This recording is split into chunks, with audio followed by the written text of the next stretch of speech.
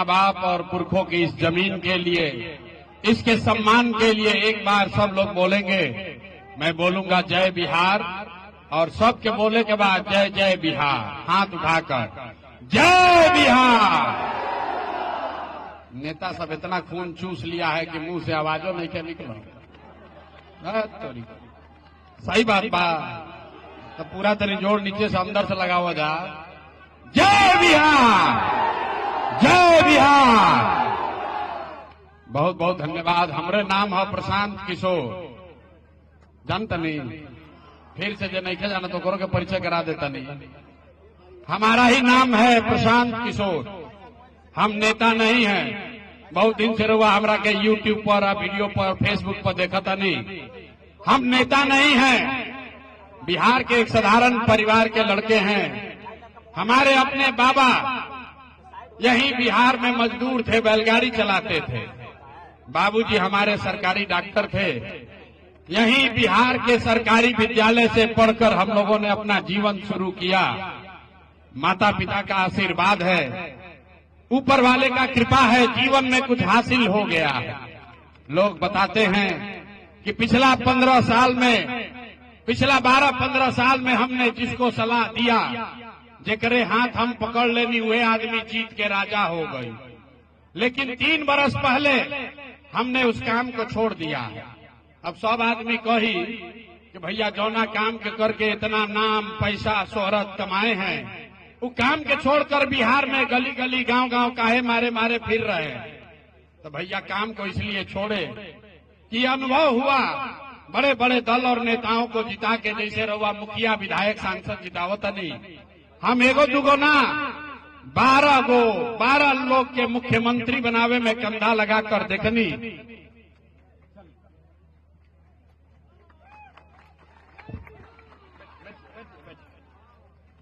एक दो नहीं, 12 लोगों को मुख्यमंत्री बनाने में कंधा लगाकर देखे। ये अनुभव हुआ कि नेता के जीतने से जनता का जीवन नहीं बदलता। ये हमरा रहुआ बुझाला कि हमार नेता जीत गइलन, हमार दल जीत गई, हमार जात वाला जीत गई, हमार झंडा वाला जीत गई। भैया जो जीत गई, वो जीत के हेलीकॉप्टर पर चल गई, और रउआ राउर लड़का जहां रहन वही रह गई। तो ये अनुभव भइल कि अगर भगवान ने ऐसा शक्ति बुद्धि दिया है, जिसका हाथ पकड़ ले, जिसको सलाह दे दे, उसी का जीवन बदल जाएगा। तो नेता दल के तो बहुत सलाह दे देनी, एक बार चल के बिहार के जनता के हाथ पकड़ता नहीं, रउआ के सलाह देता नहीं, ताकि राउर जिंदगी बदले और राउर लड़का भी जीत के आवसन। यही से अभियान शुरू कैले बानी। हम वोट ना मांगी। जितना आदमी आज आयल बाड़ो, सब आदमी एक सोच के आयल बा कि नेताजी अहन कहन कि भैया एगो नया दल बनल बा, जन सुराज, एकरा के वोट रउआ सब दी जा। सब आदमी मिल के जन सुराज के रउआ जिताई तो हम राउर सब काम करो। हम आपको बता रहे हैं, हम वोट मांगते ही नहीं है। 3 बरिस में हमने ना वोट मांगा है, ना आगे वोट मांगेंगे। वोट काहे नहीं मांगते हैं? अरे भाई, वोट मांगे वाला तो हर साल 2 साल पर कोई ना कोई रउआ यहाँ आवते बा। जो आया यही कहा, हमको वोट दे दो, हम आएंगे ना तो सब कामें हो जाएगा। ये सुन के रउआ हम वोट देले चल जाता नहीं जा। 40-45 बरिस तक पहले हमने के कांग्रेस के जितैनी जा, फिर गरीब के बेटा लालू जी के राजा बनावल गई। अभी 20 बरिस से नीतीश बाबू कुर्सी पर बैठल बड़न। दिल्ली में हमने के मोदी जी के भी जिता के देख लेनी जा।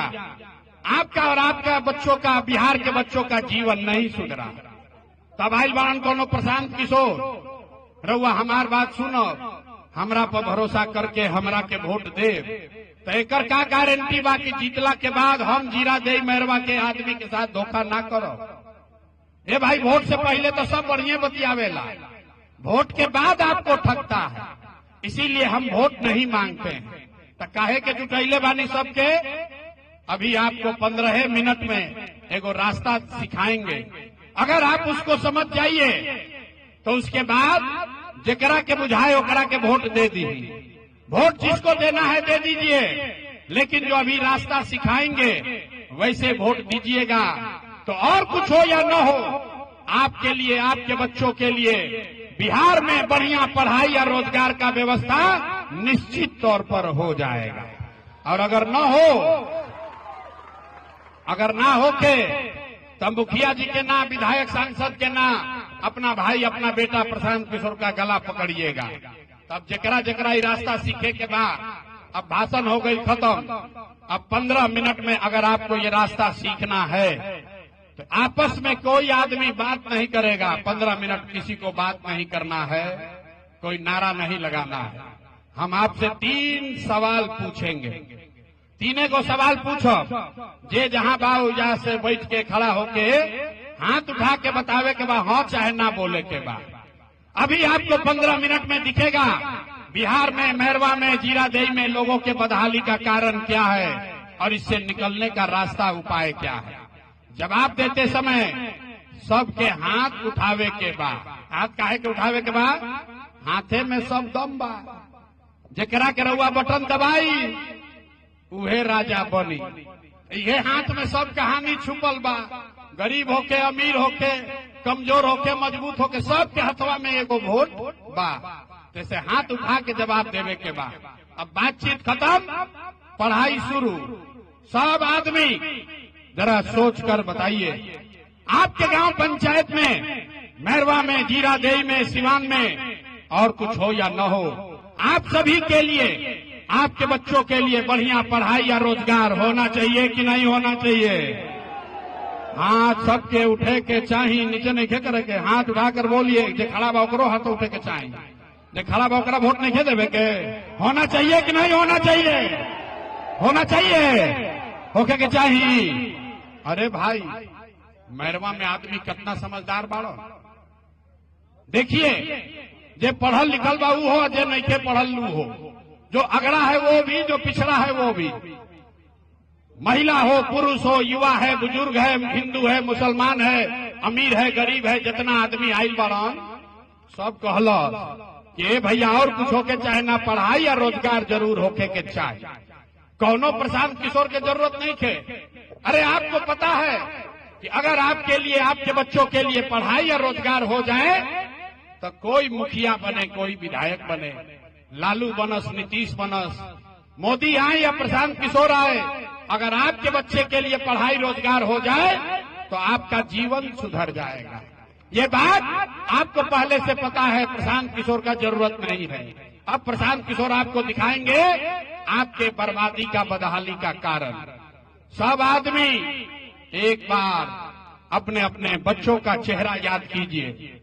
सब आदमी एक बार अपन अपन लड़कन के चेहरा तनी याद कर लीजा और अपने बच्चों के नाम पर ईमानदारी से बताइए, आप में से किसने जीवन में एक बार भी अपने बच्चों के पढ़ाई रोजगार के लिए वोट दिया है? देखिए कैसन चुप, पूरा मैरवा के इतना लोग, हजारों की संख्या में लोग चुप। कितना जोर से बोलनी है, ए भैया पढ़ाई या रोजगार होना चाहिए।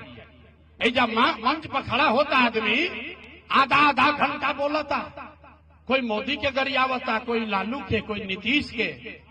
अरे भाई, आपने तो अपने बच्चों के पढ़ाई रोजगार के लिए आज तक वोटे नहीं दिया, दूसरे को गाली काहे देते हो?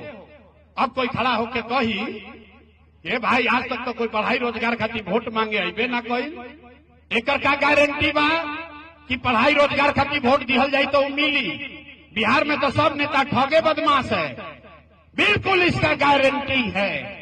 आप हमसे लिख कर लीजिए, वोट जकरा के बुझाए दे दी। अभी 5 मिनट में जादू देखी कि रउआ लइकन के पढ़ाई रोजगार कैसे होई। हमरा बात पर भरोसा नहीं थे करे के, अपना आंख से देख के जादू जाए के बाद सब आदमी सोचकर दूसरे सवाल का जवाब देगा। हाथ उठाकर सबको बताना है, आज तक आपने जिस नेता को भी वोट दिया, जिन नेताओं को आपने वोट दिया, उन नेताओं ने आपका और आपके बच्चों का काम किया है कि नहीं किया है? हाथवा उठा के पहले बोलने बानी, बतावे के हाथवा उठा के, बात आगे ना बोली, हाथ उठा के बताइए किया है कि नहीं किया है? जोर से बोलिए, किया है कि नहीं किया है? सबका हाथ उठना चाहिए, किया है कि नहीं किया है? किया है कि नहीं किया है? पलटिया का मत भाई, पूरा समाज देख ले, वीडियो में रिकॉर्ड हो गई। सब ने कहा है, सब लोग कहलक ये भैया आज तक जौना नेता के दल के वोट देनी जा कोई हमार कामे ना कैलस। अब जादू देखी, 2 मिनट में जादू देखिए। गिनवाना शुरू करते हैं, सही बात बोलब तो सबके हाँ बोले के बाद, गलत बोलब तो ना बोल दे, बात खत्म होई। दिखी रहुआ आंख के सामने कि राउर लड़का के पढ़ाई रोजगार कैसे मिली। पूरा बिहार में, मैरवा सिवान में बहुत सारे लोगों ने 5 किलो अनाज के लालच में मोदी जी को, भाजपा को वोट दिया है। तो बिहार में चाहे जितना चोरी भ्रष्टाचार बा, 1 किलो चोरी करके 4 किलो अनाज यहाँ के लोगों को मिल रहा है कि नहीं मिल रहा है? बोले के बा भाई, मिलता है कि नहीं मिलो? आपने हमने वोट दिया हिंदू मुसलमान बनके।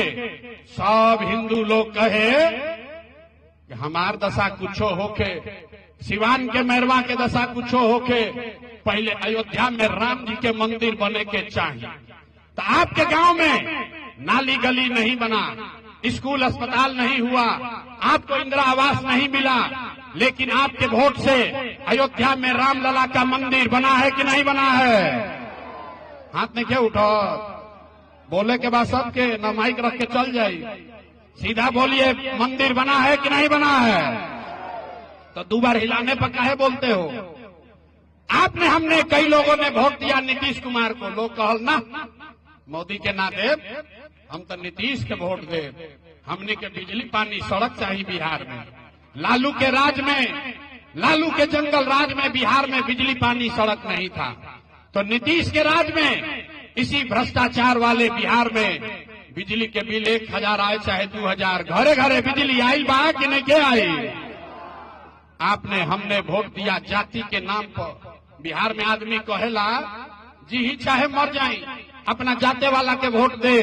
तो भैया आपके जात के नेता ने आपके बच्चों के पढ़ाई रोजगार का बात नहीं किया, लेकिन जाति का बात और जाति का गिनती जनगणना पूरा बिहार में कराया है कि नहीं कराया है?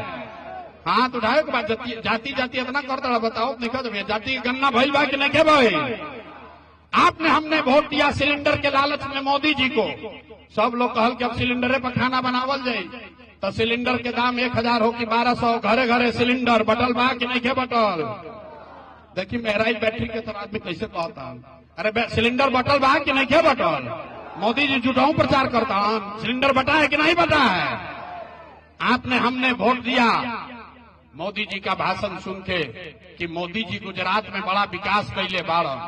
तो भैया मोदी गुजरात में तो विकास कर रहे हैं, पूरा देश का पैसा ले जाकर गुजरात के गांव गांव में फैक्ट्री लगा रहे हैं, और पूरे बिहार से, सिवान से, छपरा से आपके हमारे बच्चे गुजरात में जाकर नौकरी मजदूरी कर रहे हैं कि नहीं कर रहे हैं? ए भाई तो कौना बात पर वोट देनी जाकी नाम मिलल? अरे आपने अपने बच्चों के नाम पर कहा कि ये भैया जीवन में आज तक अपना लड़कन के पढ़ाई रोजगार खातिर वोट ना देनी। तो यह जादू दिखावे आइल बानी, वोट ना मांगी, यही जादू दिखाने आए हैं। बोइएगा बबूल तो आम कहां से खाइएगा? वोट दे 5 किलो अनाज खाती तो रोजगार कहां से भेटाई? आपने अनाज के लिए वोट दिया, आपको 4 किलो अनाज मिल रहा है। आपने मंदिर के लिए वोट दिया, अयोध्या में मंदिर बना है। आपने बिजली के लिए वोट दिया, घर घर बिजली आई है। आपने सिलेंडर के लिए वोट दिया, घर घर सिलेंडर बटा है। आपने जाति के लिए वोट दिया, जात का चर्चा गिनती हो रहा है। आपने गुजरात के विकास के लिए वोट दिया, गुजरात में फैक्ट्री लग रही है। आपने अपने बच्चों के पढ़ाई रोजगार के लिए वोट नहीं दिया, इसीलिए पूरा बिहार का बच्चा अनपढ़ और मजदूर बन गया। यही बात बताने आए। वोट ना मांगते हैं, वोट ना मांगते हैं रे भाई। गांवे गांव जाके लोग के हाथ जोड़ता नहीं, एक के बात बतावता नहीं। अरे भाई, अगर आप अपना और अपने बच्चों का चिंता नहीं करोगे तो दुनिया में कोई दल, कोई नेता आपके बच्चे का चिंता नहीं करेगा। काहे करेगा भाई? जब आपको अपने बच्चे का चिंता नहीं है, जब रउआ अपन लड़का के चिंता नहीं थे, तो लालू, नीतीश, मोदी, प्रशांत किशोर राव लड़का के चिंता काहे करियन? अब अभी आपको दिखाते हैं कि आपको अपने बच्चों की चिंता है कि नहीं, और इसके बाद 5 मिनट में आपको गरीबी से निकलने का एक मंत्र सिखाएंगे। सब आदमी अंतिम सवाल का जवाब दीजिए, दोनों हाथ उठाकर बताना है, और कुछ हो या न हो आपको अपने और अपने बच्चों की चिंता है कि नहीं है। हथवा उठा के जोर से बोले के बा कि ना, लड़कन की चिंता बा कि ना, लड़कों की चिंता है कि नहीं है। मेहरवा में आपके गांव में घुस के कह रहे हैं सबका सब झूठ बोल रहा, पूरा समाज झूठ बोल रहा। आपने कहा कि आपको आपके बच्चों की चिंता है। मेरे भाई 2-2.5 बरी समापन घर परिवार छोड़ के 5000 से ज्यादा गांव में पैदल गई नहीं। आज आपके यहाँ मेहरवा बाजार में आए हैं, रास्ता में अगर 100 गो बच्चा मिला है, 100 गो बच्चा अगर मिलन, आपके गांव का आपके समाज का अगर 100 बच्चा मिला, आधा से ज्यादा बिहार के बच्चों के शरीर पर शुद्ध कपड़ा नहीं है। गांव में चलिए, जितना छोटा बच्चा घूम रहा है यहाँ मैदान में भी देख लीजिए, ज्यादातर छोटे बच्चों के पैर में बिहार में हवाई चप्पल भी नहीं है। ये आपके बच्चे हैं। लोग से पूछो तभी कि भाई क्या हाल के लिए बड़ापन लड़का के, अरे कम से कम कपड़ा तो खरीदो, चप्पल तो पहना दो। लोग कहता है भैया इतना गरीबी बा, इतना परेशान बानी, इतना महंगाई बा, कहाँ से लड़का के कपड़ा पहनाई, कैसे चप्पल पहनाए, कैसे पढ़ाए।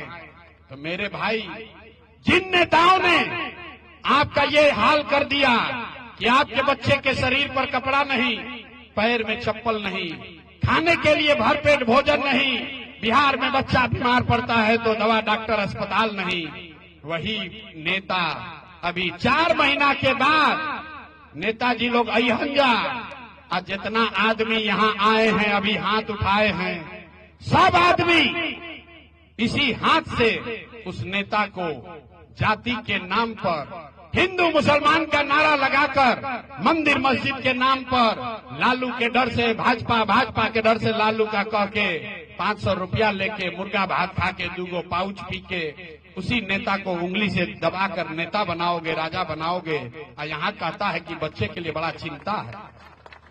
अरे भाई, कैसे सुधार होई? अपना लड़कन के नाम पर आदमी झूठ बोलता, कैसे सुधार होगा? बच्चा का चिंता क्या होता है? एक बार देखिए, लालू जी से सीखिए। लालू जी के अपना लड़का के चिंता बा। लालू जी के लड़का 9वां पास ना कैलन, लेकिन लालू जी के चिंता बा कि हमार लड़का बिहार के राजा बनो। हम ये बात कहता नहीं तो कुछ आदमी के बुझाता कि लालू जी के शिकायत करता रहा। अरे भाई, हम लालू जी के राजनीतिक विरोधी है, लेकिन उनका तारीफ कर रहे हैं। लालू जी इतना अच्छा बाप हैं, लड़का 9वां नहीं पास किया, लेकिन चाहते हैं कि वो बिहार का राजा बने। रउआ आपन दशा देखी, आपका बच्चा मैट्रिक पास कर लिया, IAA BA कर लिया, उसको चपरासी का भी नौकरी नसीब नहीं है, लेकिन आपको उसका कोई चिंता नहीं है। जहां चली गांव में, खेत में, खलिहान में, दलान में, घर में, चाय के दुकान पर जे बैठा था कहता अब क्या तेजस्वी जीतिहन, लालू जीतिहन की मोदी जीतिहन, नीतीश जीतिहन की प्रशांत किशोर जीतिहन। अरे भाई, कभी अपने बच्चे कब जीतेंगे इसका भी चिंता कर लो। गांव में चलते हैं तो पूछते हैं वोट किसको दिए थे? कहता है मोदी जी को। भाजपा के वोट देले रही, ऐजा भी बहुत बैठल बाड़न लोग, केकरा के वोट देले रह भाई? भैया मोदी जी के देले रही। पूछीला का है? कहता है मोदी जी का सीना है 56 इंच का। मोदी के सीना में देखिए बिहार के लोग के दुर्दशा। कहता है मोदी जी का सीना है 56 इंच का, मोदी सारा मुसलमान को मार के भगा देंगे, पाकिस्तान को 4 टुकड़ा कर देंगे, चाइना के आंख दिखा दी हम। अरे भाई, ऐजा सिवान के गांव में बैठ के रउआ ही बुझाता कि मोदी के सीना 50 इंच बा कि 56 इंच, लेकिन आपन लइकन के खैला बगैर सेना सिकुड़ा के 15 इंच बा। ई रउआ नइखे लौकत, और लइका ना भोगी तो के भोगी रे भाई? के भोगी रउआ बताई? हम मीठा बात ना बोली, बिहार के आदमी के सुधर ही के नहीं थे। बिहार के आदमी को सुधरना ही नहीं है। 5 बरस नरक का जिंदगी यहाँ आदमी जी रहा। जहाँ जाइए गांव में आदमी कहता नहीं भैया नाली गली नहीं थे, ए भैया पढ़े के तो जोगाड़े नहीं थे, कोई बीमार पड़ जाता ओकरा दवा डॉक्टर नहीं थे, 400 रुपया पेंशन भीख मिलता वो नहीं के समय पर मिलत, ए भैया तनी हमनी के घर बनवा दी, बड़ा भ्रष्टाचार बा। 5 बरस ये नरक का जिंदगी में आप जीते हैं, रोते हैं, अब फिर वोट आएगा तो सब बात भूल आ जाएगा। वोटवा के दिन ए भाई कौन अपना जात के खड़ा बा, चलो करे के वोट दिया। वो चाहे चोर है, बदमाश है, आपका लूट के ले गया है, फिर भी उसी को वोट देते हो तो कैसे सुधार होगा। आदमी कहता नहीं भैया बात समझ में आवता, हमने के पास विकल्प ना रहे, रउआ एगो दल बनाई, आप आगे आगे चलिए, हम लोग सब आपका मदद करेंगे, आप बिहार को सुधारिए, हम आपको हाथ जोड़ रहे हैं। एगो प्रशांत किशोर के छोड़ी, अगर 10 को प्रशांत किशोर आ जाई हम तब भी बिहार नहीं सुधर सकता है। जब तक आप नहीं सुधरिएगा तब तक कोई बिहार को नहीं सुधार सकता है, कोई न सुधार सके। यही से रउआ कभी एगो रास्ता सिखाई, सब आदमी के सीखे के बाद रास्ता सीख ली, और बाद जरा के मन होके वोट दी, जात के नाम पर देवे के बाद जाते के नाम पर दी। लेकिन जो रास्ता सिखाते हैं ऐसे दीजिएगा तो दिवाली और छठ के बाद राउर बदहाली गरीबी खत्म होके लागी।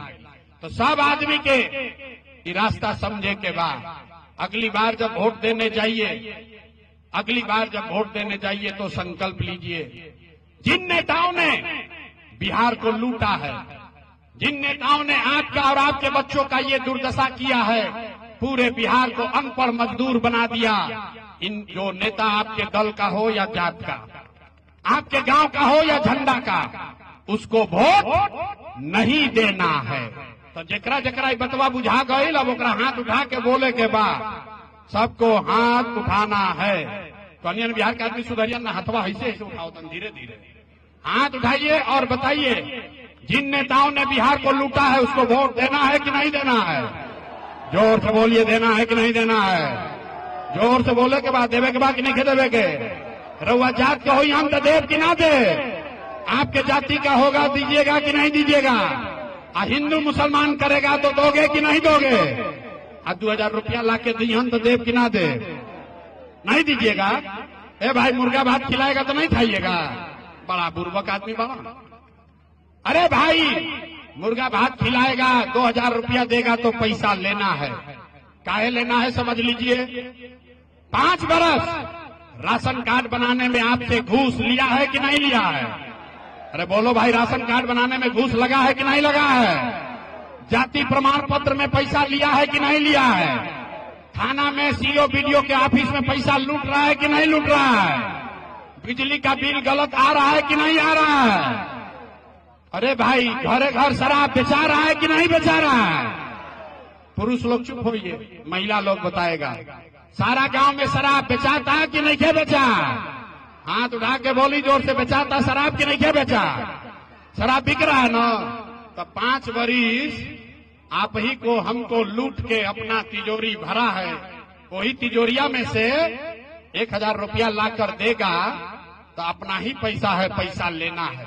लेकिन पैसा लेने के बाद एक संकल्प, एक मंत्र भी याद करना है, अभी हम सिखाएंगे, गरीबी से निकलने का मंत्र।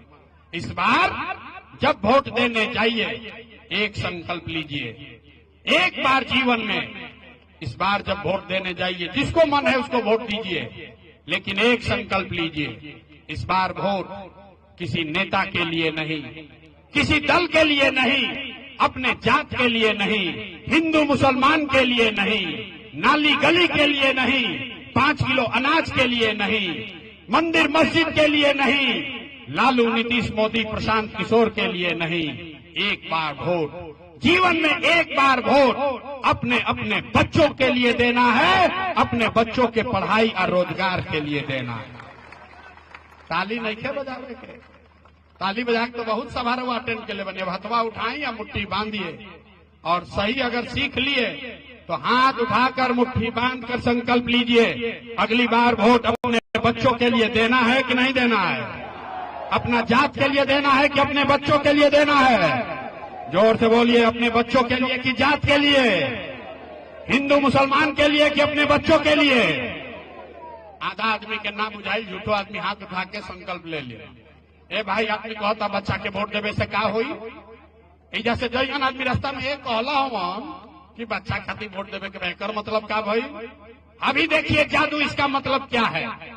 आपने मोदी का चेहरा देखकर वोट दिया तो चाय बेचने वाले मोदी देश के राजा हो गए।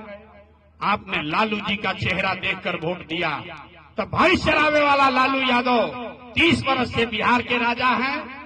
आपने नीतीश का चेहरा देखकर वोट दिया तो बैठ का लड़का नीतीश कुमार 20 वर्ष से बिहार पर शासन कर रहे हैं। एक बार हमारा बात मानिए, एक बार अपने बच्चे का चेहरा देखकर वोट दीजिए। आपके वोट में इतना ताकत है, आपका बच्चा भी बेरोजगार नहीं रहेगा। अब बजा लीजिए ताली, ठीक बनो? अब बात बुझा गई तो फिर से हाथ उठाकर मुट्ठी बांधकर संकल्प लीजिए। आप बताइए, अपने बच्चों के लिए वोट देना है कि नहीं देना है? अपना बच्चन खातिर वोट देवे के बाद कि नहीं देवे के बाद ना? तो अगर आपने झूठा संकल्प नहीं लिया है तो 5 मिनट में अब देखी राउर गरीबी कैसे खत्म हुई। अगर आपने ये झूठा संकल्प नहीं लिया है तो अब की हाली जब रहुआ दिवाली या छठ मनाई, अब ताली बजावे के समय आवता। इस बार जब आप दिवाली और छठ मनाइएगा तो बिहार के बदहाली का, आपके गरीबी का, ये जीवन का अंतिम दिवाली और छठ होने जा रहा है। कैसे? वो समझ लीजिए। छठ के बाद ये जब आप अपने बच्चों के लिए वोट देंगे, जनता का राज बनाएंगे, तो इसका पहला संकल्प है, नाली गली बनो चाहे मत बनो, स्कूल अस्पताल जब बनी तब बनी, नाली गली बनो चाहे मत बनो, स्कूल अस्पताल जब सुधरी तब सुधरी, लेकिन साल भर के अंदर सब आदमी याद कर लीजिए, अपना अपना आचर में बांध ली जा। साल भर के अंदर जितना रउआ घर के सवांग गईल बाड़न बाहर मजदूरी करे, जो बच्चे आपके पढ़ लिख कर यहाँ बेरोजगार बैठे हैं, उसको सरकारी नौकरी हो या न हो, लेकिन सभी के लिए कम से कम 10 से 12 हजार रुपया के रोजी रोजगार का व्यवस्था यही बिहार में करके दे दिया जाएगा। बिहार से पलायन बंद होके के चाहिए कि ना? हाथ उठा के बोले के बाद होके के चाहिए कि ना? बात बुझाता। सबसे जरूरी काम ही बा न, पलायन रुके के चाहिए न, बेरोजगारी खत्म होके के चाहिए न भाई। तो अगर बात बुझा गई, जैसे गैला के बाद अपना अपना घर के सवांग के, अपना बेटा के, भाई के, भतीजा के फोन करके बतावे के बाद, ये बचवा अब की हाली जब दिवाली में घरे आईब, अब की हाली जब दिवाली में घरे आईब तो 10-12 हजार रुपया के रोजी रोजगार खाती अब जीवन में कभी सिवान बिहार छोड़कर बाहर ना जाए के पड़ी। ये मंजूर बा ना? मंजूर बा? हो जाए, ऐसे गरीबी कम होई ना? इतना बुझाता कि ऐसे गरीबी कम होई। दूसरा बात, दूसरा संकल्प, जिसका उम्र 60 वर्ष से ज्यादा है, अब बूढ़ी माई रुक गई, हमारे 60 वर्ष से ज्यादा बा, सुन ली क्या कहता हूं। जेकर उम्र 60 वर्ष से ज्यादा बा, आपके घर में 60 वर्ष का कोई अगर महिला पुरुष है, नीतीश कुमार उसको अभी 400 रुपया का भीख देता है। तो तय हुआ कि छठ के बाद दिसंबर महीना से, कार्तिक महीना से 60 वर्ष से ज्यादा उम्र के महिला पुरुष को 400 रुपया का भीख नहीं, 1100 रुपया का पेंशन नहीं, हर महीना 2000 रुपया का सम्मान राशि जरूर दिया जाएगा। ये होके के चाहिए कि ना? होके के चाहिए? सब लोग तैयार है? तो 10-12 हजार के रोजी रोजगार मिल जाई, बूढ़ बुजुर्ग के 2000 रुपया मिले लगी, ऐसे गरीबी ना खत्म हुई। गरीबी खत्म तब होगा जब आपके बच्चों पर सरस्वती की कृपा होगी, आपके बच्चे अच्छा पढ़ेंगे। अभी गरीब के बच्चा जाता पढ़े, सरकारी स्कूल में खिचड़ी खैलस, घरे चल आई। तो तय हुआ कि जब ये जनता का राज बनेगा तो जिसका बच्चा 15 साल से कम उम्र का है, आप अपने बच्चा को प्राइवेट अंग्रेजी स्कूल में भेजिए। जब तक सरकारी स्कूल ना सुधरी तब तक आप अपने बच्चे को प्राइवेट स्कूल में भेजिए, अंग्रेजी स्कूल में। अब प्राइवेट स्कूल में भेजे के खर्चा सरकार के ओर से दिहल जाई, ताकि गरीब से गरीब का बच्चा भी बढ़िया अंग्रेजी स्कूल में पढ़ सके। होके के चाहिए, होके के चाहिए तो हथवा उठा के न बोले के पड़ी। तो अब सब बात सुन लेनी, पढ़ाई हो गई, परीक्षा दे के घरे जाए के बाद सब आदमी के बतावे के बाद बात सुनने में तो बढ़िया लागल। अब बताई कि 5 किलो अनाज चाहिए कि लइकन खातिर रोजगार चाहिए? हाथ नहीं क्या उठो। 5 किलो अनाज चाहिए या रोजगार चाहिए? अपने बच्चों के लिए पढ़ाई चाहिए कि जात चाहिए? जात चाहिए कि पढ़ाई चाहिए? लालू नीतीश मोदी के राज चाहिए कि जनता के राज चाहिए? कहनी ना बिहार के आदमी ना सुधरी हम। बहुत आदमी बोलते नहीं थे, सोचा तो हम काहे बोली, हम तो अभी 5 बरिस और कुटाई बेही में। अरे भाई सोच कर बोलो, जिसको लालू बोलना है, दम है तो लालू बोलिए, मोदी का दम है तो मोदी बोलो। सोच कर बोलिए, लालू नीतीश मोदी का राज की जनता का राज? नतवा दोनों उठे के बाद हाथ उठाकर बोलिए, लालू नीतीश मोदी का राज की जनता का राज। झूठ नहीं ना बोल रहे हैं? झूठ नहीं खींचे ना बोलो तो नीतीश कुमार रहियन की जइयन? जोर से बोलिए, नीतीश कुमार को रखना है कि हटाना है? जोर से बोलिए, नीतीश कुमार को रखना है कि हटाना है? अरे पीछे से खड़ा है, सब लोग को बोलना है नीतीश कुमार को रखना है कि हटाना है? आवाज नहीं आया, नीतीश बुढ़ा के बोला। जोर से बोलिए, रखना है कि हटाना है? रखना है कि हटाना है? अब मोदी आई हन आ कहियन ये भाई सब लोग नीतीशे के वोट दे दो जा, तो दियाई काहे ना दियाई? बड़ा बुर्बक आदमी बाड़ा। ऐजा अलन हमारा मीटिंग में तो कहता ना दियाई, अब मोदी के मीटिंग में जाइबा भीड़ में तो फिर कहता मोदी मोदी। अरे भाई काहे ना दियाई समझो। आप बताइए, वोट बिहार का तो फैक्ट्री कहाँ लगना चाहिए, बिहार में कि गुजरात में? सबके बोले के बाद वोट बिहार का तो फैक्ट्री कहाँ लगना चाहिए, बिहार में कि गुजरात में? आवाज नहीं आया, बिहार में कि गुजरात में? बिहार में कि गुजरात में? जोर से बोलिए, फैक्ट्री कहाँ लगना चाहिए, बिहार में कि गुजरात में? बिहार में कि गुजरात में? तो अब सब लोग चुप होगा। जितना मोदी भक्त बाणन जा, जे मोदी के वोट देले बाबू बताई 15 बरिस में मोदी फैक्ट्री कहाँ लगैलन, बिहार में कि गुजरात में? मोदी फैक्ट्री कहाँ लगाए, बिहार में कि गुजरात में? ए भाई मोदी मोदी कह के अपना चिल्लाता रहा, मुंह से आवाज नहीं क्या निकला? जोर से बोलिए, 15 बरस में मोदी ने फैक्ट्री कहाँ लगाया, बिहार में कि गुजरात में? बिहार में कि गुजरात में? तो चल जी वोट लेबा बिहार में, आप फैक्ट्री लगेबा गुजरात में, ये मंजूर है? मंजूर है? नहीं है तो हाथ उठाकर बोलिए, मोदी कहने वोट दीजिएगा। अजय जब जगह नहीं संगी लोग बांध जाने खा हाथ उठाओ, देखो तो नहीं जैसे अभी मोह जाई ना, अभी लइकन के जाके गुजरात में मजदूरी करावे से भी मनिहन जाना। हाथ उठाकर बोलिए, मोदी के कहने वोट दीजिएगा। जोर से बोलिए, मोदी कहने वोट दीजिएगा। ए भाई ना दीजिएगा तो नीतीश कुमार तो गई लो, नीतीश कुमार रहियन की जई हो? अरे जोर से बोलिए, रहियन की जई हो? रहियन की जई हो? जई हन। हाथ उठा के टाटा बोलिए नीतीश कुमार को। ए नीतीश कुमार को टाटा बोलिए। नीतीश कुमार गईलन गईलन गईलन। तो कोई के लालू के ललटेन चाहिए? अरे रुक जा भाई, रुक जा, इतना काहे घबराता रहो? अब मोदी के बाद ललटेन वाला के बारी बा। आप बताओ भैया, लालू के ललटेन चाहिए ना चाहिए? इतना जोर से बोलता ना आदमी, लालू के ललटेन चाहिए? अपहरण रंगदारी चाहिए? मारकाट चाहिए? किसी को चाहिए भाई? ए लालू का ललटेन चाहिए ना चाहिए? तो हाथ उठाकर बोलिए, लालू का ललटेन चाहिए? लालू का ललटेन चाहिए ना चाहिए? तो नीतीश मोदी लालू तीनों गईलन तो के बचो? अरे लालू नीतीश मोदी तीनों गईलन तो के बचो?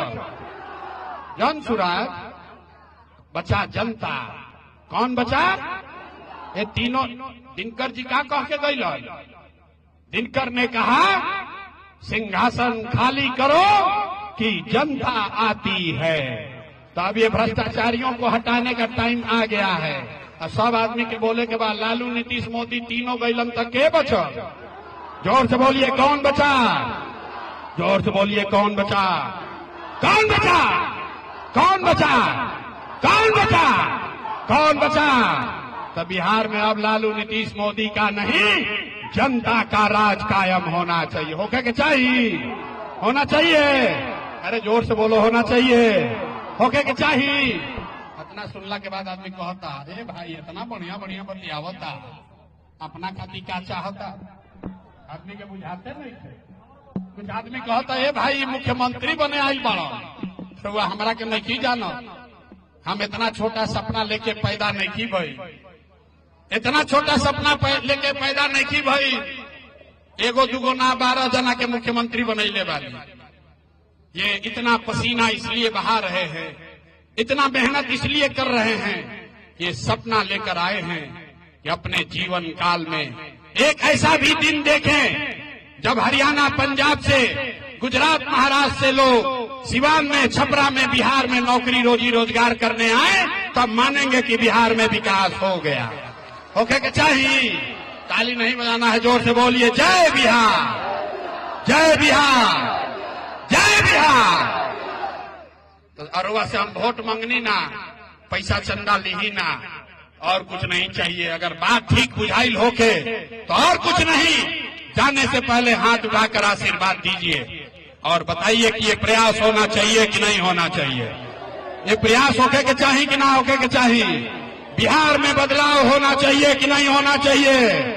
ये भ्रष्टाचारियों को हटाना चाहिए कि नहीं हटाना चाहिए। बिहार में जनता का राज कायम होना चाहिए कि नहीं होना चाहिए। जन स्वराज का राज बनना चाहिए कि नहीं होना चाहिए। अरे बोलो जोर से भैया, बिहार में बदलाव होना चाहिए कि नहीं होना चाहिए। अरे सुस्ताता राजा, हाथ उठाकर बोलो भैया, हाथ उठाकर बोलिए, बिहार में बदलाव होना चाहिए कि नहीं होना चाहिए। कि प्रशांत किशोर के बेटा के तिलक ना हो, आपके बच्चे की भी लड़ाई है, आपकी भी लड़ाई है। जीवन अगर सुधारना है तो सबको खड़ा होना पड़ेगा, ताकि आने वाले पीढ़ी को कोई बिहारी कह के गाली न दे। जोर से बोलिए, जय बिहार, जय बिहार। अब धीरज रखी, 4 महीना में बिहार में निजाम बदलने वाले हैं, व्यवस्था बदलने वाली है, आपका जीवन सुधरने वाला है। जय बिहार, जय बिहार। जरा हाथ मिलावे कोई, सेल्फी खिंचावे कोई, हम पुलिस सिपाही लेके ना चली। बिहार में कोई बाहुबल के इतना हिम्मत नहीं थे। हम सिपाही, थानेदार, दरोगा लेके ना चली जा। अभी चलो गाड़ी के पास, तो सब चली जा, ओइजे भेंट होई, ओइजे सेल्फी खिंचाइएगा, हाथ मिला ली। जय बिहार, जय बिहार, जय बिहार।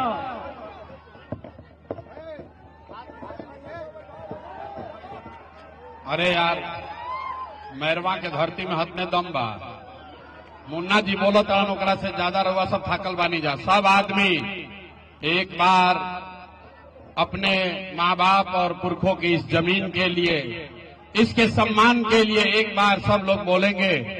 मैं बोलूंगा जय बिहार, और सबके बोले के बाद जय जय बिहार, हाथ उठाकर जय बिहार। नेता सब इतना खून चूस लिया है कि मुंह से आवाजों नहीं के निकलो। सही बात बा, तो पूरा तरी जोड़ नीचे से अंदर से लगा हुआ जा।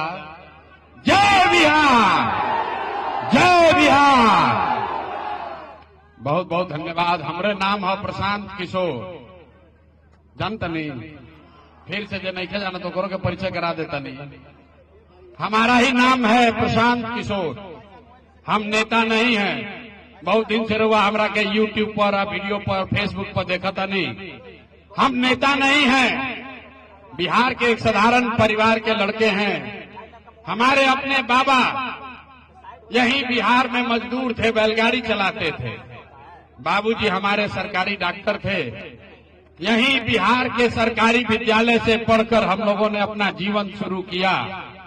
माता पिता का आशीर्वाद है, ऊपर वाले का कृपा है, जीवन में कुछ हासिल हो गया है। लोग बताते हैं कि पिछला 15 साल में, पिछला 12-15 साल में हमने जिसको सलाह दिया, जेकरे हाथ हम पकड़ लेनी, हुए आदमी जीत के राजा हो गई। लेकिन 3 बरस पहले हमने उस काम को छोड़ दिया है। अब सब आदमी कही कि भैया जौना काम के करके इतना नाम, पैसा, शोहरत कमाए हैं, वो काम के छोड़कर बिहार में गली गली, गांव गांव काहे मारे मारे फिर रहे हैं। तो भैया काम को इसलिए छोड़े कि अनुभव हुआ बड़े बड़े दल और नेताओं को जिता के, जैसे रहुआ मुखिया विधायक सांसद जितावत नहीं, हम एगो दुगो ना 12 लोग के मुख्यमंत्री बनावे में कंधा लगा कर देखनी।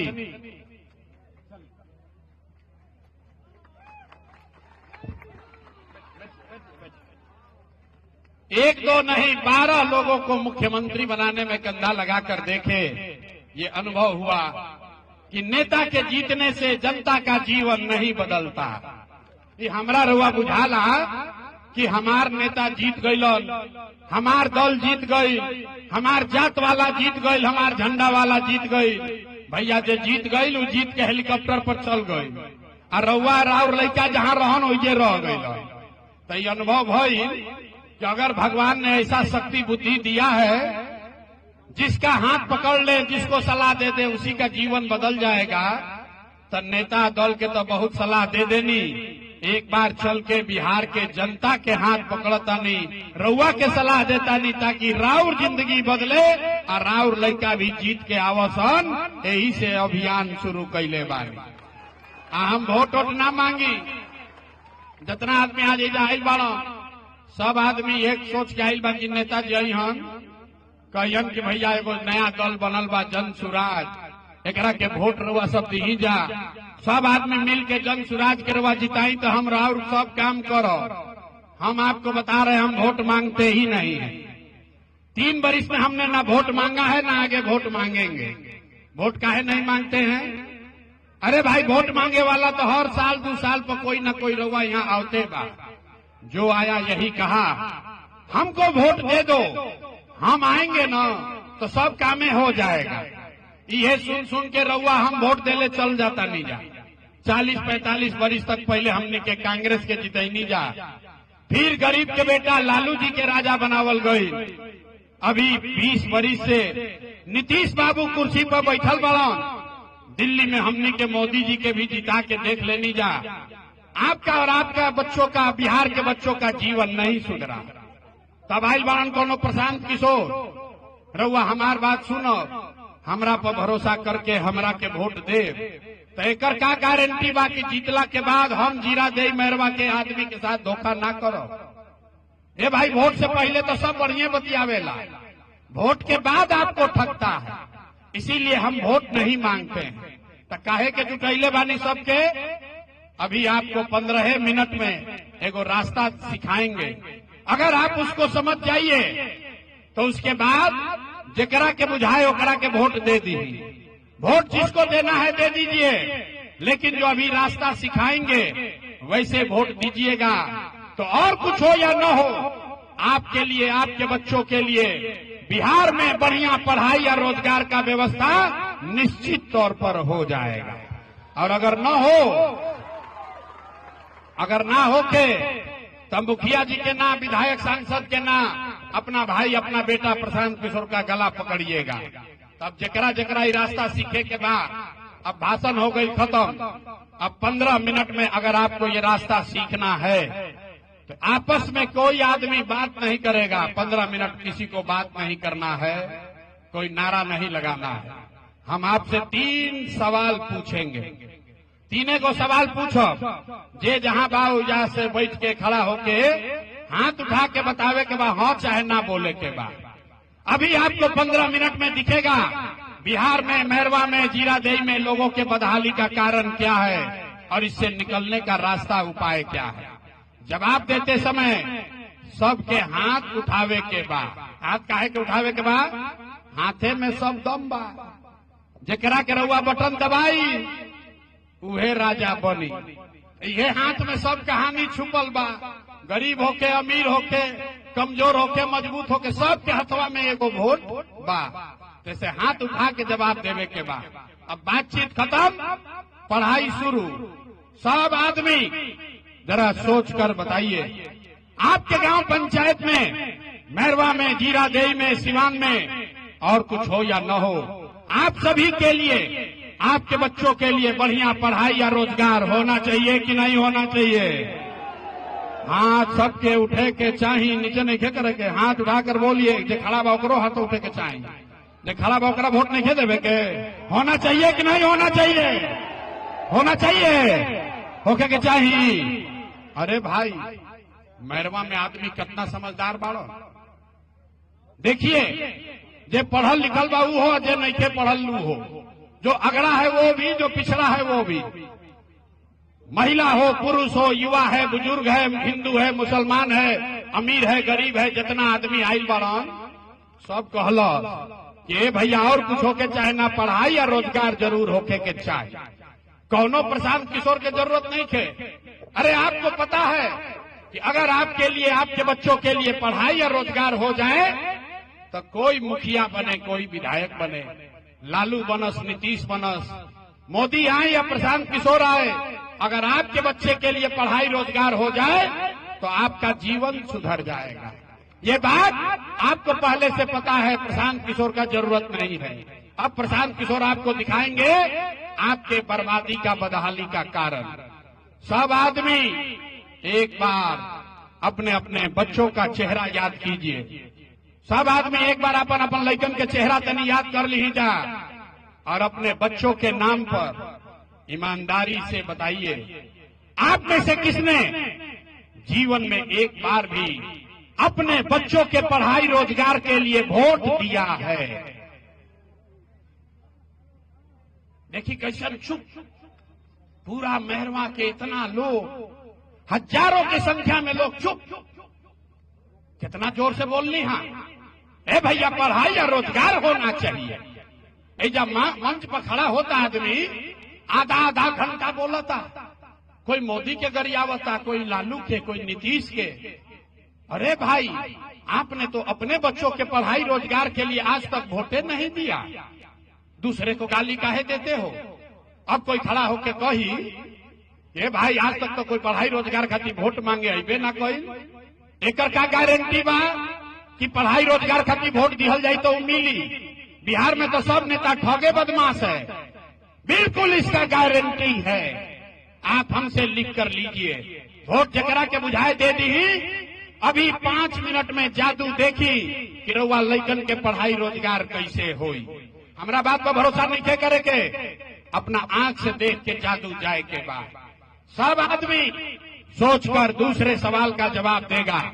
हाथ उठाकर सबको बताना है, आज तक आपने जिस नेता को भी वोट दिया, जिन नेताओं को आपने वोट दिया, उन नेताओं ने आपका और आपके बच्चों का काम किया है कि नहीं किया है? हाथवा उठा के पहले बोलने बानी, बतावे कि हाथवा उठा के, बात आगे ना बोली, हाथ उठा के बताइए किया है कि नहीं किया है? जोर से बोलिए, किया है कि नहीं किया है? सबका हाथ उठना चाहिए, किया है कि नहीं किया है? किया है कि नहीं किया है? पलटिएगा मत भाई, पूरा समाज देख ले, वीडियो में रिकॉर्ड हो गई। सब ने कहा है, सब लोग कहलक ये भैया आज तक जौना नेता के दल के वोट देनी जा, कोई हमार कामे ना कैलस। अब जादू देखी, 2 मिनट में जादू देखिए, गिनवाना शुरू करते हैं। सही बात बोलो तो सबके हाँ बोले के बाद, गलत बोलो तो ना बोल दे, बात खत्म हुई। दिखी रहुआ आंख के सामने कि राउर लड़का के पढ़ाई रोजगार कैसे मिली। पूरा बिहार में, मेरवा सिवान में बहुत सारे लोगों ने 5 किलो अनाज के लालच में मोदी जी को, भाजपा को वोट दिया है। तो बिहार में चाहे जितना चोरी भ्रष्टाचार बा, 1 किलो चोरी करके 4 किलो अनाज यहाँ के लोगों को मिल रहा है कि नहीं मिल रहा है? बोले के बा भाई, मिलता है कि नहीं मिलो? आपने हमने वोट दिया हिंदू मुसलमान बनके, सब हिंदू लोग कहे कि हमार दशा कुछो होके, सिवान के मेरवा के दशा कुछो होके, पहले अयोध्या में राम जी के मंदिर बने के चाहिए। तो आपके गांव में नाली गली नहीं बना, स्कूल अस्पताल नहीं हुआ, आपको इंदिरा आवास नहीं मिला, लेकिन आपके वोट से अयोध्या में रामलला का मंदिर बना है कि नहीं बना है? हाथ नहीं क्या उठो, बोले के बाद सबके न माइक रख के चल जाई, सीधा बोलिए, मंदिर बना है कि नहीं बना है? तो 2 बार हिलाने पर काहे बोलते हो? आपने, हमने, कई लोगों ने वोट दिया नीतीश कुमार को। लोग कहल ना मोदी के ना दे, हम तो नीतीश के वोट दे, हमने के बिजली पानी सड़क चाहिए बिहार में। लालू के राज में, लालू के जंगल राज में बिहार में बिजली पानी सड़क नहीं था। तो नीतीश के राज में इसी भ्रष्टाचार वाले बिहार में बिजली के बिल 1000 आए चाहे 2000, घरे घरे बिजली आई बा कि नहीं के आई। आपने हमने वोट दिया जाति के नाम पर। बिहार में आदमी कहेला जी ही चाहे मर जाए अपना जाते वाला के वोट दे। तो भैया आपके जात के नेता ने आपके बच्चों के पढ़ाई रोजगार का बात नहीं किया, लेकिन जाति का बात और जाति का गिनती जनगणना पूरा बिहार में कराया है कि नहीं कराया है। हाथ उठाए के बाद जाति जाति इतना करता बताओ नहीं कर जाति की गणना भइल बा कि नहीं के भाई। आपने हमने वोट दिया सिलेंडर के लालच में मोदी जी को। सब लोग कहल कि अब सिलेंडरे पर खाना बनावल जाए, तो सिलेंडर के दाम 1000 हो कि 1200, घरे घरे सिलेंडर बटल बा कि नहीं के बटल। देखिए महराई बैटरी के तरह आदमी कैसे कहता, अरे सिलेंडर बटल बा कि नहीं के बटल। मोदी जी जुटाऊ प्रचार करता हूं, सिलेंडर बटा है कि नहीं बटा है। आपने हमने वोट दिया मोदी जी का भाषण सुन के कि मोदी जी गुजरात में बड़ा विकास कैले बाड़ा। तो भैया मोदी गुजरात में तो विकास कर रहे हैं, पूरा देश का पैसा ले जाकर गुजरात के गांव गांव में फैक्ट्री लगा रहे हैं और पूरे बिहार से, सिवान से, छपरा से आपके हमारे बच्चे गुजरात में जाकर नौकरी मजदूरी कर रहे हैं कि नहीं कर रहे हैं। ए भाई तो कौना बात पर वोट देनी जाकी नाम मिलो। अरे आपने अपने बच्चों के नाम पर कहा कि ये भैया जीवन में आज तक अपना लड़कन के पढ़ाई रोजगार खातिर वोट ना देनी, तो यह जादू दिखावे आइल बानी, वोट वोट ना मांगी, यही जादू दिखाने आए हैं। बोइएगा बबूल तो आम कहां से खाइएगा। वोट दे 5 किलो अनाज खाती तो रोजगार कहां से भेटाई। आपने अनाज के लिए वोट दिया, आपको 4 किलो अनाज मिल रहा है। आपने मंदिर के लिए वोट दिया, अयोध्या में मंदिर बना है। आपने बिजली के लिए वोट दिया, घर घर बिजली आई है। आपने सिलेंडर के लिए वोट दिया, घर घर सिलेंडर बटा है। आपने जाति के लिए वोट दिया, जात का चर्चा गिनती हो रहा है। आपने गुजरात के विकास के लिए वोट दिया, गुजरात में फैक्ट्री लग रही है। आपने अपने बच्चों के पढ़ाई रोजगार के लिए वोट नहीं दिया, इसीलिए पूरा बिहार का बच्चा अनपढ़ और मजदूर बन गया। यही बात बताने आए। वोट वोट न मांगते हैं, वोट न मांगते हैं रे भाई। गांवे गांव जाके लोग के हाथ जोड़ता नहीं, एक के बात बतावता नहीं। अरे भाई अगर आप अपना और अपने बच्चों का चिंता नहीं करोगे तो दुनिया में कोई दल, कोई नेता आपके बच्चे का चिंता नहीं करेगा। काहे करेगा भाई? जब आपको अपने बच्चे का चिंता नहीं है, जब रउआ अपन लड़का के चिंता नहीं थे, तो लालू, नीतीश, मोदी, प्रशांत किशोर राव लड़का के चिंता काहे करियन। अब अभी आपको दिखाते हैं कि आपको अपने बच्चों की चिंता है कि नहीं, और इसके बाद 5 मिनट में आपको गरीबी से निकलने का एक मंत्र सिखाएंगे। सब आदमी अंतिम सवाल का जवाब दीजिए, दोनों हाथ उठाकर बताना है। और कुछ हो या न हो, आपको अपने और अपने बच्चों की चिंता है कि नहीं है। हथवा उठा के जोर से बोले के बा कि ना। लड़कन की चिंता बा कि ना, लड़कों की चिंता है कि नहीं है। मेहरवा में आपके गांव में घुस के कह रहे हैं, सबका सब झूठ बोल रहा, पूरा समाज झूठ बोल रहा। आपने कहा कि आपको आपके बच्चों की चिंता है।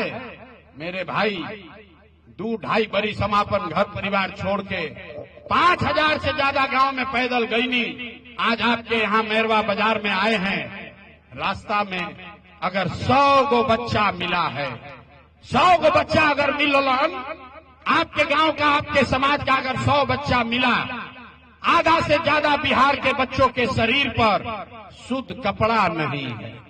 गांव में चलिए, जितना छोटा बच्चा घूम रहा है, यहां मैदान में भी देख लीजिए, ज्यादातर छोटे बच्चों के पैर में बिहार में हवाई चप्पल भी नहीं है। ये आपके बच्चे हैं। लोग से पूछो तभी ये भाई का हाल कैले बड़ा अपन लड़का के, अरे कम से कम कपड़ा तो खरीदो, चप्पल तो पहना दो। लोग कहता है भैया इतना गरीबी बा, इतना परेशान बानी, इतना महंगाई बा, कहां से लड़का के कपड़ा पहनाई, कैसे चप्पल पहनाए, कैसे पढ़ाए।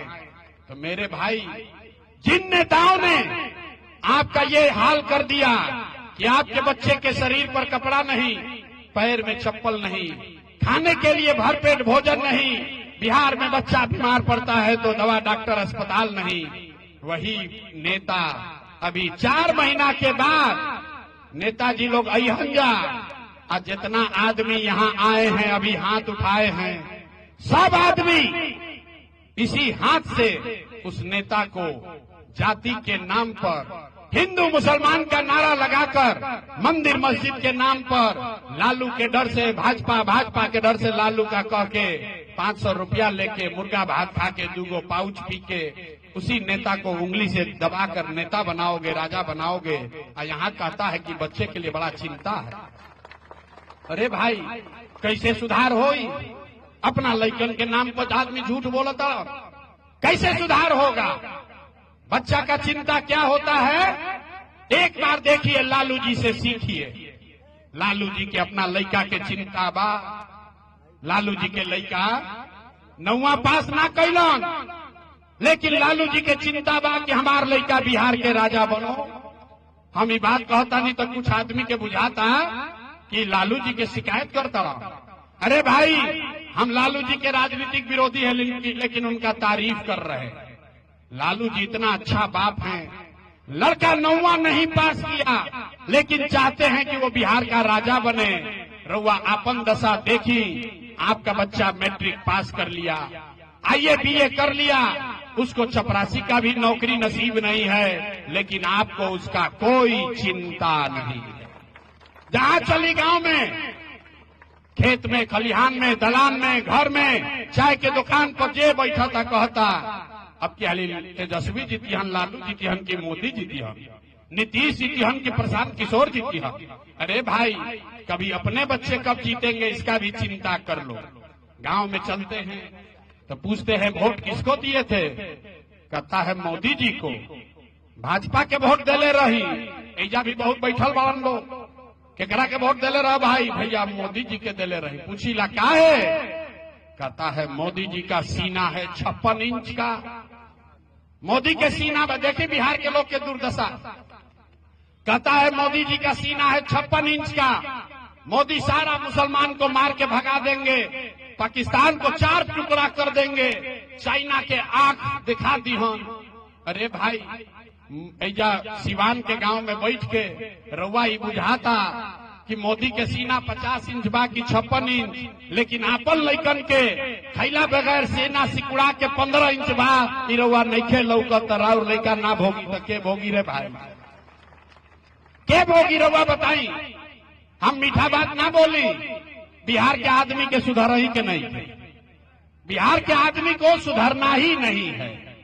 5 बरस नरक का जिंदगी यहाँ आदमी जी रहा।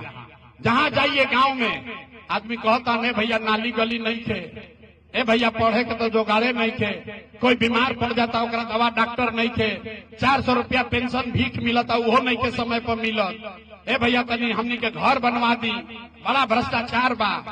5 बरस ये नरक का जिंदगी में आप जीते हैं, रोते हैं। अब फिर वोट आएगा तो सब बात भूल आ जाएगा। वोटवा के दिन ए भाई कौन अपना जात के खड़ा बा, चलो ओकरे के वोट दिया। वो चाहे चोर है, बदमाश है, आपका लूट के ले गया है, फिर भी उसी को वोट देते हो तो कैसे सुधार होगा?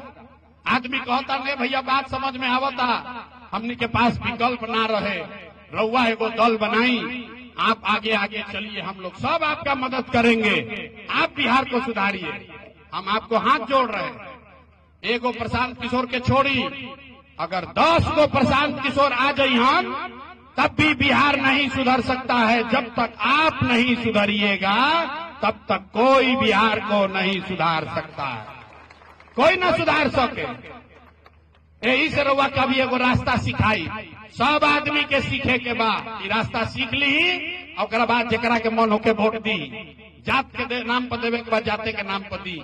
लेकिन जो रास्ता सिखाते हैं ऐसे दीजिएगा तो दिवाली और छठ के बाद राउर बदहाली गरीबी खत्म होके लागी। तो सब आदमी के ये रास्ता समझे के बाद अगली बार जब वोट देने जाइए, अगली बार जब वोट देने जाइए तो संकल्प लीजिए, जिन नेताओं ने बिहार को लूटा है, जिन नेताओं ने आपका और आपके बच्चों का ये दुर्दशा किया है, पूरे बिहार को अनपढ़ मजदूर बना दिया। इन जो नेता आपके दल का हो या जात का, आपके गांव का हो या झंडा का, उसको वोट नहीं देना है।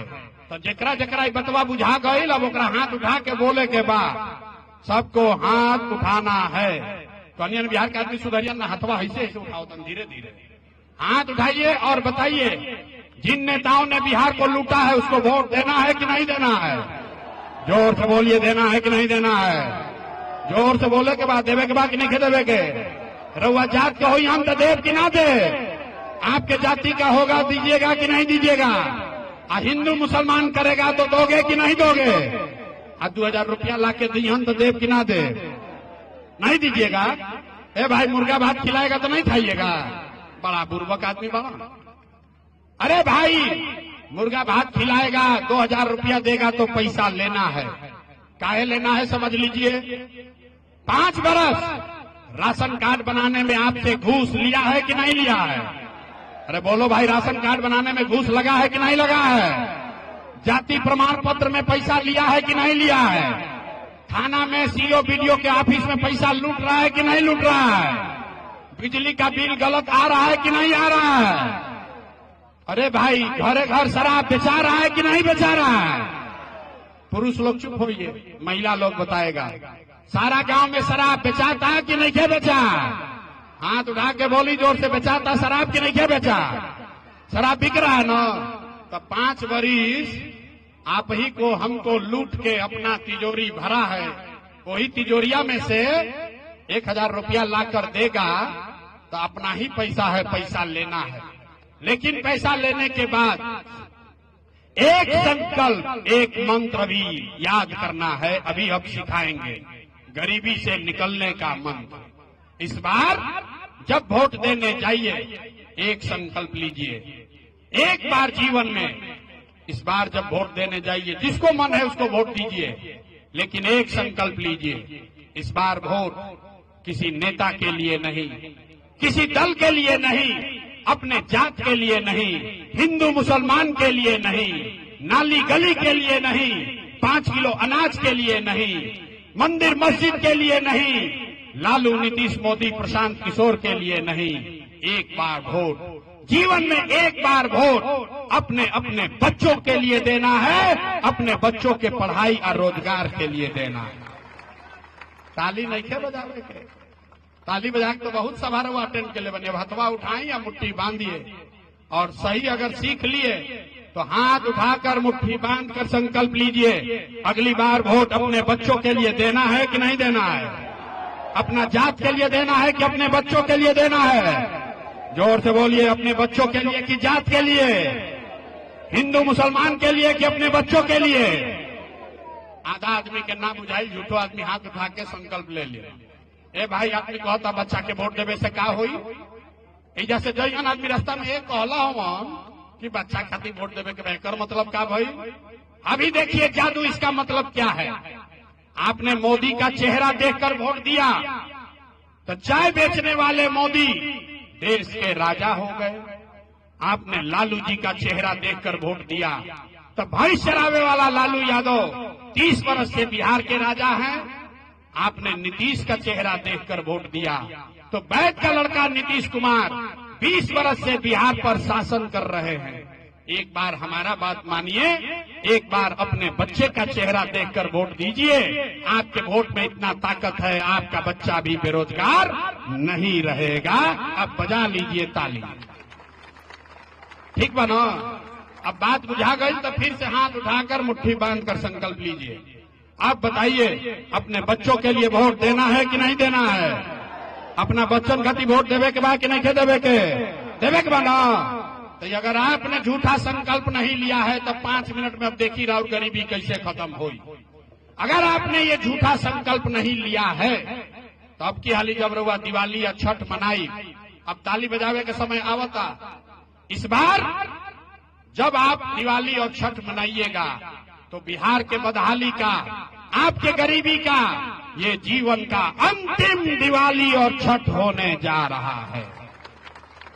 कैसे वो समझ लीजिए। छठ के बाद ये जब आप अपने बच्चों के लिए वोट देंगे, जनता का राज बनाएंगे, तो इसका पहला संकल्प है नाली गली बनो चाहे मत बनो, स्कूल अस्पताल जब बनी तब बनी, नाली गली बनो चाहे मत बनो, स्कूल अस्पताल जब सुधरी तब सुधरी, लेकिन साल भर के अंदर सब आदमी याद कर लीजिए, अपना अपना आचर में बांध लीजा, साल भर के अंदर जितना रउआ घर के सवांग गइल बाड़न बाहर मजदूरी करे, जो बच्चे आपके पढ़ लिख कर यहाँ बेरोजगार बैठे हैं, उसको सरकारी नौकरी हो या न हो, लेकिन सभी के लिए कम से कम 10 से 12 हजार रुपया के रोजी रोजगार का व्यवस्था यही बिहार में करके दे दिया जाएगा। बिहार से पलायन बंद होके के चाहिए कि ना? हाथ उठा के बोले के बाद होके के चाहिए कि ना? बात बुझाता? सबसे जरूरी काम ही बा न, पलायन रुके के चाहिए न, बेरोजगारी खत्म होके के चाहिए न भाई। तो अगर बात बुझा गई जैसे गैला के बाद अपना अपना घर के सवांग के, अपना बेटा के, भाई के, भतीजा के फोन करके बतावे के बाद ये बचवा अब की हाली जब दिवाली में घरे आईब, अब की हाली जब दिवाली में घरे आईब तो 10-12 हजार रुपया के रोजी रोजगार खाती अब जीवन में कभी सिवान बिहार छोड़कर बाहर ना जाए के पड़ी। ये मंजूर बा ना? मंजूर बा? हो जाए, ऐसे गरीबी कम होई ना? इतना बुझाता कि ऐसे गरीबी कम होई। दूसरा बात, दूसरा संकल्प, जिसका जिसका उम्र 60 वर्ष से ज्यादा है, अब बूढ़ी माई रुक गई, हमारे 60 वर्ष से ज्यादा सुन ली क्या कहता हूं, जेकर उम्र 60 वर्ष से ज्यादा बा, आपके घर में 60 वर्ष का कोई अगर महिला पुरुष है, नीतीश कुमार उसको अभी 400 रुपया का भीख देता है। तो तय हुआ कि छठ के बाद दिसंबर महीना से, कार्तिक महीना से 60 वर्ष से ज्यादा उम्र के महिला पुरुष को 400 रुपया का भीख नहीं, 1100 रुपया का पेंशन नहीं, हर महीना 2000 रुपया का सम्मान राशि जरूर दिया जाएगा। ये होके के चाहिए कि ना? होके के चाहिए? सब लोग तैयार है? तो 10-12 हजार के रोजी रोजगार मिल जाई, बूढ़ बुजुर्ग के 2000 रुपया मिले लगे, ऐसे गरीबी ना खत्म हुई। गरीबी खत्म तब होगा जब आपके बच्चों पर सरस्वती की कृपा होगी, आपके बच्चे अच्छा पढ़ेंगे। अभी गरीब के बच्चा जाता पढ़े, सरकारी स्कूल में खिचड़ी खैलस, घरे चल आई। तो तय हुआ कि जब ये जनता का राज बनेगा तो जिसका जिसका बच्चा 15 साल से कम उम्र का है, आप अपने बच्चा को प्राइवेट अंग्रेजी स्कूल में भेजिए। जब तक सरकारी स्कूल ना सुधरी तब तक आप अपने बच्चे को प्राइवेट स्कूल में भेजिए, अंग्रेजी स्कूल में। अब प्राइवेट स्कूल में भेजे के खर्चा सरकार के ओर से दिहल जाई, ताकि गरीब से गरीब का बच्चा भी बढ़िया अंग्रेजी स्कूल में पढ़ सके। होके के चाहिए? होके के चाहिए? तो हथवा उठा के न बोले के पड़ी। तो अब सब बात सुन लेनी, पढ़ाई हो गई, अब परीक्षा दे के घरे जाए के बाद सब आदमी के बतावे के बाद बात सुनने में तो बढ़िया लागल। अब बताई कि 5 किलो अनाज चाहिए कि लइकन खातिर रोजगार चाहिए? हाथ नहीं क्यों उठो? 5 किलो अनाज चाहिए या रोजगार चाहिए? अपने बच्चों के लिए पढ़ाई चाहिए कि जात चाहिए? जात चाहिए कि पढ़ाई चाहिए? लालू नीतीश मोदी के राज चाहिए कि जनता के राज चाहिए? कहनिए ना बिहार का आदमी ना सुधरी। हम बहुत आदमी बोलते नहीं थे, सोचा तो हम काहे बोली, हम तो अभी 5 वर्ष और कुटाई वही में। अरे भाई सोच कर बोलो, जिसको लालू बोलना है, दम है तो लालू बोलिए, मोदी का दम है तो मोदी बोलो, सोच कर बोलिए। लालू नीतीश मोदी का राज की जनता का राज? नतवा दोनों उठे के बाद हाथ उठाकर बोलिए, लालू नीतीश मोदी का राज की जनता का राज। झूठ नहीं ना बोल रहे हैं? झूठ नहीं खींचे ना बोलो। तो नीतीश कुमार रही हन कि जई हन? जोर से बोलिए, नीतीश कुमार को रखना है कि हटाना है? जोर से बोलिए, नीतीश कुमार को रखना है कि हटाना है? अरे पीछे से खड़ा है, सब लोग को बोलना है नीतीश कुमार को रखना है कि हटाना है। आवाज नहीं आया, नीतीश बुढ़ा के बोलन, जोर से बोलिए, रखना है कि हटाना है? रखना है कि हटाना है? अब मोदी आई हन, अब कहियन के भाई सब लोग नीतीशे के वोट दे दो जाता, दियाई काहे ना दियाई? बड़ा बुर्बक आदमी बाड़न। ऐजा अलन हमरा मीटिंग में तो कहता ना दियाई, अब मोदी के मीटिंग में जाइबा भीड़ में तो फिर कहबा मोदी मोदी। अरे भाई काहे ना दिया समझो। आप बताइए वोट बिहार का तो फैक्ट्री कहाँ लगना चाहिए, बिहार में कि गुजरात में? सबके बोले के बाद वोट बिहार का तो फैक्ट्री कहाँ लगना चाहिए, बिहार में कि गुजरात में? आवाज नहीं आया। बिहार में कि गुजरात में? बिहार में कि गुजरात में? जोर से बोलिए, फैक्ट्री कहाँ लगना चाहिए, बिहार में कि गुजरात में? बिहार में कि गुजरात में? तो अब सब लोग चुप होगा। जितना मोदी भक्त बाणन जा जे मोदी के वोट देले बाबू बताई 15 बरिस में मोदी फैक्ट्री कहाँ लगैलन, बिहार में कि गुजरात में? मोदी फैक्ट्री कहाँ लगाए, बिहार में कि गुजरात में? अरे भाई मोदी मोदी कह के अपना चिल्लाता रहा, मुंह से आवाज नहीं निकलो। जोर से बोलिए, 15 बरस में मोदी ने फैक्ट्री कहाँ लगाया, बिहार में कि गुजरात में? बिहार में कि गुजरात में? तो चल जी वोट लेबा बिहार में, आप फैक्ट्री लगेबा गुजरात में, ये मंजूर है? मंजूर है? नहीं है तो हाथ उठाकर बोलिए मोदी कहने वोट दीजिएगा। अजय अभी देखा नहीं का संगी लोग बांध जाने खा हाथ उठाओ, देखो तो नहीं जासे अभी मोह जाई ना। अभी लइकन के जाके गुजरात में मजदूरी करावे से अभी मनिहन जाना। हाथ उठाकर बोलिए मोदी के कहने वोट दीजिएगा। जोर से बोलिए मोदी कहने वोट दीजिएगा। ए भाई ना दीजिएगा तो नीतीश कुमार तो गई लो। नीतीश कुमार रहियन की जई हो। अरे जोर से बोलिए रहियन की जई हो, रहियन की जई हो, जय हन। हाथ उठा के टाटा बोलिए नीतीश कुमार को। ए नीतीश कुमार को टाटा बोलिए। नीतीश कुमार गईलन गईलन गईलन। तो कोई के लालू के ललटेन चाहिए। अरे रुक जा भाई, रुक जा, इतना काहे घबराता रहो। अब मोदी के बाद ललटेन वाला के बारी बा। आप बताओ भैया लालू के ललटेन चाहिए ना चाहिए? इतना जोर से बोलता ना आदमी। लालू के ललटेन चाहिए, अपहरण रंगदारी चाहिए, मारकाट चाहिए, किसी को चाहिए भाई? ए लालू का ललटेन चाहिए ना चाहिए? तो हाथ उठाकर बोलिए लालू का ललटेन चाहिए, लालू का ललटेन चाहिए ना चाहिए? तो नीतीश मोदी लालू तीनों गईलन तक के बचल? अरे लालू नीतीश मोदी तीनों गईलन तक के बचल? जन सुराज बचा जनता। कौन बचा? ये तीनों। दिनकर जी का कह के गईलन? दिनकर ने कहा सिंहासन खाली करो कि जनता आती है। तो अब ये भ्रष्टाचारियों को हटाने का टाइम आ गया है। और सब आदमी के बोले के बाद लालू नीतीश मोदी तीनों गईलन तक के बचल? जोर से बोलिए कौन बचा? जोर से बोलिए कौन बचा? कौन बचा? कौन बचा? कौन बचा? कौन बचा? तो बिहार में अब लालू नीतीश मोदी का नहीं, जनता का राज कायम होना चाहिए। होके के चाहिए? होना चाहिए। अरे जोर से बोलो होना चाहिए। होके के चाहिए? इतना सुनला के बाद आदमी कहता अरे भाई इतना बढ़िया बढ़िया बतियावता, अपना खाती का चाहता? आदमी के बुझाते नहीं थे। कुछ आदमी कहता है भाई मुख्यमंत्री बने आई बड़ा तो वह हमरा के नहीं जानो। हम इतना छोटा सपना लेके पैदा नहीं की भाई, इतना छोटा सपना लेके पैदा नहीं की भाई। एगो दुगो ना 12 जना के मुख्यमंत्री बनैले वाली।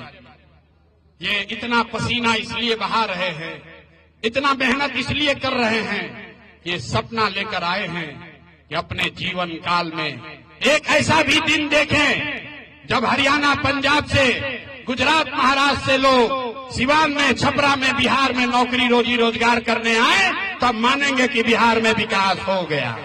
होके के चाहिए? ताली नहीं बजाना है, जोर से बोलिए जय बिहार, जय बिहार, जय बिहार। तो अरुआ से हम वोट मांगनी ना, पैसा चंदा ली ना, और कुछ नहीं चाहिए। अगर बात ठीक बुझाइल होके तो और कुछ नहीं, जाने से पहले हाथ उठाकर आशीर्वाद दीजिए और बताइए कि ये प्रयास होना चाहिए कि नहीं होना चाहिए। ये प्रयास होके के चाहिए कि ना होके के चाहिए? बिहार में बदलाव होना चाहिए कि नहीं होना चाहिए? ये भ्रष्टाचारियों को हटाना चाहिए कि नहीं हटाना चाहिए? बिहार में जनता का राज कायम होना चाहिए कि नहीं होना चाहिए? जन स्वराज का राज बनना चाहिए कि नहीं होना चाहिए? अरे बोलो जोर से भैया, बिहार में बदलाव होना चाहिए कि नहीं होना चाहिए? मैंने सुस्ताता राजा, हाथ उठाकर बोलो भैया, हाथ उठाकर बोलिए, बिहार में बदलाव होना चाहिए कि नहीं होना चाहिए? कि प्रशांत किशोर के बेटा के तिलक ना हो। के बच्चे की भी लड़ाई है, आपकी भी लड़ाई है। जीवन अगर सुधारना है तो सबको खड़ा होना पड़ेगा, ताकि आने वाले पीढ़ी को कोई बिहारी कह के गाली न दे। जोर से बोलिए, जय बिहार, जय बिहार। अब धीरज रखी, 4 महीना में बिहार में निजाम बदलने वाले हैं, व्यवस्था बदलने वाली है, आपका जीवन सुधरने वाला है। जय बिहार, जय बिहार। हम आवत नीचे, जरा हाथ मिलावे कोई, सेल्फी खिंचावे कोई, हम पुलिस सिपाही लेके ना चली। बिहार में कोई बाहुबल के इतना हिम्मत नहीं थे। हम सिपाही थानेदार दरोगा लेके ना चली जा। अभी चलो गाड़ी के पास, तो सब चली जा, ओइजे भेंट होई, ओइजे सेल्फी खिंचाइएगा, हाथ मिला ली। जय बिहार, जय बिहार, जय बिहार।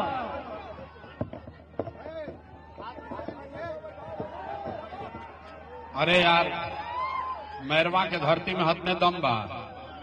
मुन्ना जी बोलत रहन, ओकरा से ज्यादा रउआ सब थाकल बानी जा। सब आदमी एक बार अपने माँ बाप और पुरखों की इस जमीन के लिए, इसके सम्मान के लिए एक बार सब लोग बोलेंगे। मैं बोलूंगा जय बिहार, और सबके बोले के बाद जय जय बिहार, हाथ उठाकर जय बिहार। नेता सब इतना खून चूस लिया है कि मुंह से आवाजों नहीं क्या निकला। सही बात बा, तो पूरा तरी जोड़ नीचे से अंदर से लगा हुआ जा। जय बिहार, जय बिहार। बहुत बहुत धन्यवाद। हमरे नाम है प्रशांत किशोर, जानता नहीं, फिर से जो नहीं खे जाना तो करो के परिचय करा देता नहीं। हमारा ही नाम है प्रशांत किशोर, हम नेता नहीं हैं। बहुत दिन से रुआ हमरा के यूट्यूब पर, वीडियो पर, फेसबुक पर देखा था नहीं। हम नेता नहीं हैं, बिहार के एक साधारण परिवार के लड़के हैं। हमारे अपने बाबा यही बिहार में मजदूर थे, बैलगाड़ी चलाते थे। बाबूजी हमारे सरकारी डॉक्टर थे। यहीं बिहार के सरकारी विद्यालय से पढ़कर हम लोगों ने अपना जीवन शुरू किया। माता पिता का आशीर्वाद है, ऊपर वाले का कृपा है, जीवन में कुछ हासिल हो गया है। लोग बताते हैं कि पिछला 15 साल में, पिछला 12-15 साल में हमने जिसको सलाह दिया, जेकरे हाथ हम पकड़ लेनी, हुए आदमी जीत के राजा हो गई। लेकिन 3 बरस पहले हमने उस काम को छोड़ दिया है। अब सब आदमी कही कि भैया जौना काम के करके इतना नाम, पैसा, शोहरत कमाए हैं, वो काम के छोड़कर बिहार में गली गली, गांव गांव काहे मारे मारे फिर रहे हैं। तो भैया काम को इसलिए छोड़े कि अनुभव हुआ बड़े बड़े दल और नेताओं को जिता के, जैसे रहुआ मुखिया, विधायक, सांसद जितावत नहीं। हम एगो दुगो ना, 12 लोग के मुख्यमंत्री बनावे में कंधा लगाकर देखनी।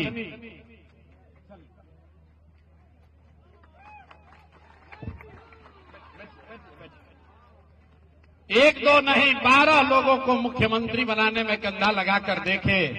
ये अनुभव हुआ कि नेता के जीतने से जनता का जीवन नहीं बदलता। ये हमरा रुआ बुझाला कि हमार नेता जीत गइलन, हमार दल जीत गई, हमार जात वाला जीत गई, हमार झंडा वाला जीत गई। भैया जो जीत गई, वो जीत के हेलीकॉप्टर पर चल गई, और रउआ राउर लड़का जहां रहन वही रह गई।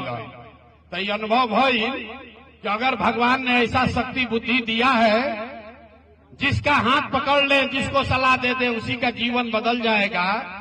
तो नेता दल के तो बहुत सलाह दे देनी, एक बार चल के बिहार के जनता के हाथ पकड़ता नहीं, रउआ के सलाह देता नहीं, ताकि राउर जिंदगी बदले और राउर लड़का भी जीत के आवसन। यही से अभियान शुरू कैले बानी। हम वोट ना मांगी। जितना आदमी आज आयल बाड़ो, सब आदमी एक सोच के आयल बा कि नेताजी अहन कहन कि भैया एगो नया दल बनल बा, जन सुराज, एकरा के वोट रउआ सब दी जा। सब आदमी मिल के जन सुराज के रउआ जिताई तो हम राउर सब काम करो। हम आपको बता रहे हैं, हम वोट मांगते ही नहीं है। 3 बरिस में हमने ना वोट मांगा है, ना आगे वोट मांगेंगे। वोट काहे नहीं मांगते हैं? अरे भाई वोट मांगे वाला तो हर साल 2 साल पर कोई न कोई रउआ यहाँ आवते बा। जो आया यही कहा हमको वोट दे दो, हम आएंगे न तो सब कामें हो जाएगा। ये सुन सुन के रउआ हम वोट देले चल जाता नहीं जा। 40-45 वर्ष तक पहले हमने के कांग्रेस के जितैनी जा, फिर गरीब के बेटा लालू जी के राजा बनावल गई। अभी 20 वर्ष से नीतीश बाबू कुर्सी पर बैठल बड़न। दिल्ली में हमने के मोदी जी के भी जिता के देख लेनी जा। आपका और आपका बच्चों का, बिहार के बच्चों का जीवन नहीं सुधरा। तब आइल बड़न कोनो प्रशांत किशोर, रउआ हमार बात सुनो, हमरा पर भरोसा करके हमरा के वोट दे तो एकर का गारंटी बा कि जीतला के बाद हम जीरा दे मैरवा के आदमी के साथ धोखा ना करो। ए भाई वोट से पहले तो सब बढ़िया बतियावेला, वोट के बाद आपको ठगता है। इसीलिए हम वोट नहीं मांगते हैं। तो काहे के जुटैले बानी सबके। अभी आपको 15 मिनट में एगो रास्ता सिखाएंगे, अगर आप उसको समझ जाइए तो उसके बाद जेकरा के बुझाए ओकरा के वोट दे दीजिए। वोट जिसको देना है दे दीजिए, लेकिन जो अभी रास्ता सिखाएंगे वैसे वोट दीजिएगा।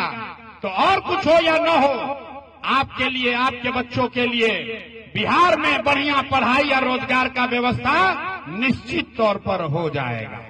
और अगर ना हो के तब मुखिया जी के ना, विधायक सांसद के ना, अपना भाई, अपना बेटा प्रशांत किशोर का गला पकड़िएगा। तब जकरा जकरा ये रास्ता सीखे के बाद, अब भाषण हो गई खत्म। अब 15 मिनट में अगर आपको ये रास्ता सीखना है तो आपस में कोई आदमी बात नहीं करेगा। 15 मिनट किसी को बात नहीं करना है, कोई नारा नहीं लगाना है। हम आपसे 3 सवाल पूछेंगे। 3 को सवाल पूछो, जे जहां बाऊ जा से बैठ के खड़ा होके हाथ उठा के बतावे के बाद हाँ चाहे ना बोले के बाद। अभी आपको 15 मिनट में दिखेगा बिहार में, मैरवा में, जीरादेई में लोगों के बदहाली का कारण क्या है और इससे निकलने का रास्ता, उपाय क्या है। जवाब देते समय सबके हाथ उठावे के बाद, हाथ काहे के उठावे के बाद, हाथे में सब दम बा। जेकरा के रउआ बटन दबाई उहे राजा बनी। ये हाथ में सब कहानी छुपल बा। गरीब होके, अमीर होके, कमजोर होके, मजबूत होके, सबके हथवा में एगो वोट बा। जैसे हाथ उठा के जवाब देवे के बाद, अब बातचीत खत्म, पढ़ाई शुरू। सब आदमी जरा सोच कर बताइए, आपके गांव पंचायत में, मैरवा में, जीरादेई में, सिवान में और कुछ हो या न हो, आप सभी के लिए, आपके बच्चों के लिए बढ़िया पढ़ाई या रोजगार होना चाहिए कि नहीं होना चाहिए। हाथ सबके उठे के चाहिए, नीचे नहीं करे के, हाथ उठाकर बोलिए। जो खड़ा बा ओकरो हाथ उठे के चाहिए, जो खड़ा बा ओकरा वोट नहीं देवे के।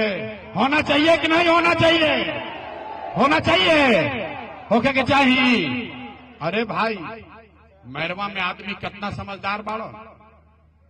देखिए, जे पढ़ल लिखल बा वो हो, जे नहीं के पढ़ल लू हो, जो अगड़ा है वो भी, जो पिछड़ा है वो भी, महिला हो, पुरुष हो, युवा है, बुजुर्ग है, हिंदू है, मुसलमान है, अमीर है, गरीब है, जितना आदमी आइल बाड़न सब कहल कि भैया और कुछ होके चाहे ना, पढ़ाई या रोजगार जरूर होके के चाहे। कौनो प्रशांत किशोर के जरूरत नहीं थे। अरे आपको पता है कि अगर आपके लिए, आपके बच्चों के लिए पढ़ाई या रोजगार हो जाए तो कोई मुखिया बने, कोई विधायक बने, लालू बनस, नीतीश बनस, मोदी आए या प्रशांत किशोर आए, अगर आपके बच्चे के लिए पढ़ाई रोजगार हो जाए तो आपका जीवन सुधर जाएगा। ये बात आपको पहले से पता है, प्रशांत किशोर का जरूरत नहीं है। अब प्रशांत किशोर आपको दिखाएंगे आपके बर्बादी का, बदहाली का कारण। सब आदमी एक बार अपने अपने बच्चों का चेहरा याद कीजिए। सब आदमी एक बार अपन अपन लड़कन के चेहरा तनी याद कर ली जा और अपने बच्चों के नाम पर ईमानदारी से बताइए, आप में से किसने जीवन में एक बार भी अपने बच्चों के पढ़ाई रोजगार के लिए वोट दिया है? देखिए कैसे चुप, पूरा मैरवा के इतना लोग, हजारों की संख्या में लोग चुप। कितना जोर से बोलनी, हाँ ए भैया, पढ़ाई या रोजगार होना चाहिए। जब मंच पर खड़ा होता आदमी आधा आधा घंटा बोलता, कोई मोदी के गरियावता, कोई लालू के, कोई नीतीश के। अरे भाई, आपने तो अपने बच्चों के पढ़ाई रोजगार के लिए आज तक वोटे नहीं दिया, दूसरे को गाली काहे देते हो? अब कोई खड़ा होके कही ये भाई आज तक तो कोई पढ़ाई रोजगार खातिर वोट मांगे अबे ना कोई, एकर का गारंटी बा कि पढ़ाई रोजगार खातिर वोट दिहल जाए तो मिली? बिहार में तो सब नेता ठगे बदमाश है, बिल्कुल इसका गारंटी है। आप हमसे लिख कर लीजिए, वोट जकरा के बुझाए दे दी। अभी 5 मिनट में जादू देखी कि रउआ लइकन के पढ़ाई रोजगार कैसे होई। हमरा बात पर भरोसा नहीं करे के, अपना आंख से देख के जादू जाए के बाद सब आदमी सोचकर दूसरे सवाल का जवाब देगा। हाथ उठाकर सबको बताना है, आज तक आपने जिस नेता को भी वोट दिया, जिन नेताओं को आपने वोट दिया, उन नेताओं ने आपका और आपके बच्चों का काम किया है कि नहीं किया है? हाथवा उठा के पहले बोलने बानी, बतावे कि हाथवा उठा के, बात आगे ना बढ़ी, हाथ उठा के बताइए किया है कि नहीं किया है? जोर से बोलिए, किया है कि नहीं किया है? सबका हाथ उठना चाहिए, किया है कि नहीं किया है? किया है कि नहीं किया है? पलटिएगा मत भाई, पूरा समाज देख ले, वीडियो में रिकॉर्ड हो गई। सब ने कहा है, सब लोग कहलक ये भैया आज तक जौना नेता के दल के वोट देनी जाए कोई हमार कामे ना कैलस। अब जादू देखी, 2 मिनट में जादू देखिए, गिनवाना शुरू करते हैं। सही बात बोलब तो सबके हाँ बोले के बाद, गलत बोलब तो ना बोल दे, बात खत्म हुई। दिखी रहुआ आंख के सामने कि राउर लड़का के पढ़ाई रोजगार कैसे मिली। पूरा बिहार में, मैरवा सिवान में बहुत सारे लोगों ने 5 किलो अनाज के लालच में मोदी जी को, भाजपा को वोट दिया है। तो बिहार में चाहे जितना चोरी भ्रष्टाचार बा, 1 किलो चोरी करके 4 किलो अनाज यहाँ के लोगों को मिल रहा है कि नहीं मिल रहा है? बोले के बा भाई, मिलता है कि नहीं मिलो? आपने हमने वोट दिया हिंदू मुसलमान बनके, सब हिंदू लोग कहे कि हमार दशा कुछो होके, सिवान के मैरवा के दशा कुछो होके, पहले अयोध्या में राम जी के मंदिर बने के चाहिए। तो आपके गांव में नाली गली नहीं बना, स्कूल अस्पताल नहीं हुआ, आपको इंदिरा आवास नहीं मिला, लेकिन आपके वोट से अयोध्या में रामलला का मंदिर बना है कि नहीं बना है? हाथ नहीं क्या उठो, बोले के बाद सबके न माइक रख के चल जाई, सीधा बोलिए मंदिर बना है कि नहीं बना है? तो 2 बार हिलाने पर काहे बोलते हो? आपने हमने कई लोगों ने वोट दिया नीतीश कुमार को, लोग कहल ना मोदी के ना दे, हम तो नीतीश के वोट दे, हमने के बिजली पानी सड़क चाहिए बिहार में। लालू के राज में, लालू के जंगल राज में बिहार में बिजली पानी सड़क नहीं था, तो नीतीश के राज में इसी भ्रष्टाचार वाले बिहार में बिजली के बिल 1000 आए चाहे 2000, घरे घरे बिजली आई बा कि नहीं के आई? आपने हमने वोट दिया जाति के नाम पर। बिहार में आदमी कहेला जी ही चाहे मर जाए अपना जाते वाला के वोट दे। तो भैया आपके जात के नेता ने आपके बच्चों के पढ़ाई रोजगार का बात नहीं किया, लेकिन जाति का बात और जाति का गिनती जनगणना पूरा बिहार में कराया है कि नहीं कराया है? हाथ उठाओ के बाद जाति जाति इतना कर दो, बताओ निकल भैया जाति की गणना भइल बा कि नहीं के भाई? आपने हमने वोट दिया सिलेंडर के लालच में मोदी जी को। सब लोग कहल कि अब सिलेंडरे पर खाना बनावल जाये, तो सिलेंडर के दाम 1000 हो कि 1200, घरे घरे सिलेंडर बटल बा कि नहीं के बटल? देखिए महराई बैटरी के तरह आदमी कैसे कहता, अरे सिलेंडर बटल बा कि नहीं के बटल? मोदी जी जुटाऊ प्रचार करता, सिलेंडर बटा है कि नहीं बटा है? आपने हमने वोट दिया मोदी जी का भाषण सुन के कि मोदी जी गुजरात में बड़ा विकास कैले बाड़ा। तो भैया मोदी गुजरात में तो विकास कर रहे हैं, पूरा देश का पैसा ले जाकर गुजरात के गांव गांव में फैक्ट्री लगा रहे हैं, और पूरे बिहार से, सिवान से, छपरा से आपके हमारे बच्चे गुजरात में जाकर नौकरी मजदूरी कर रहे हैं कि नहीं कर रहे हैं?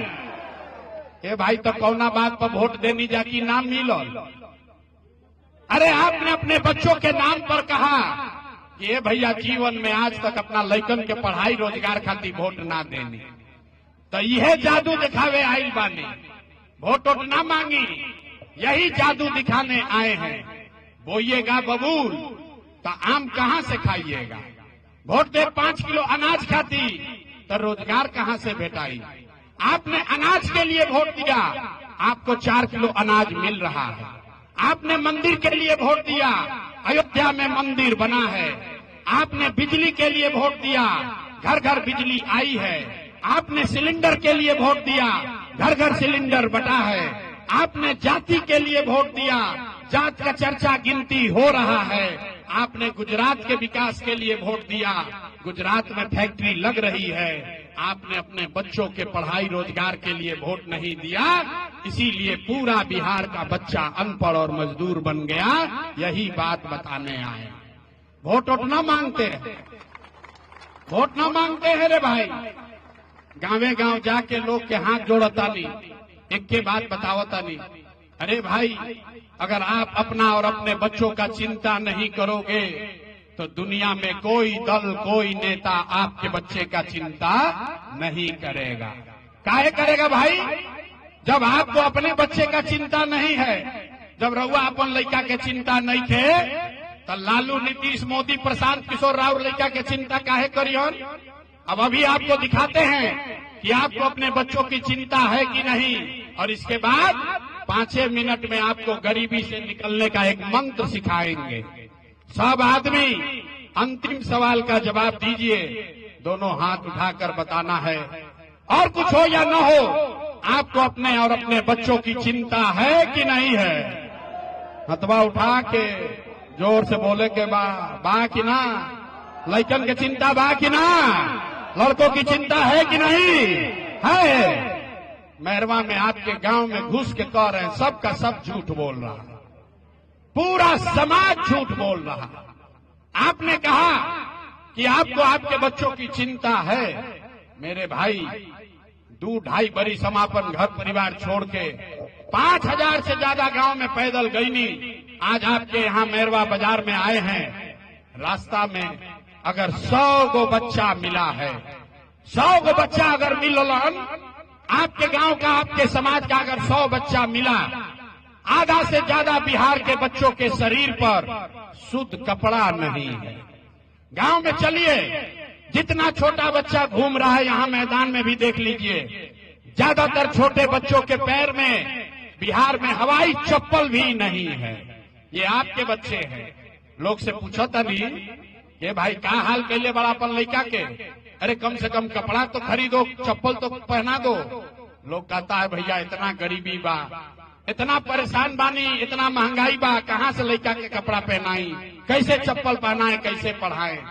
तो मेरे भाई, जिन नेताओं ने आपका ये हाल कर दिया कि आपके बच्चे के शरीर पर कपड़ा नहीं, पैर में चप्पल नहीं, खाने के लिए भरपेट भोजन नहीं, बिहार में बच्चा बीमार पड़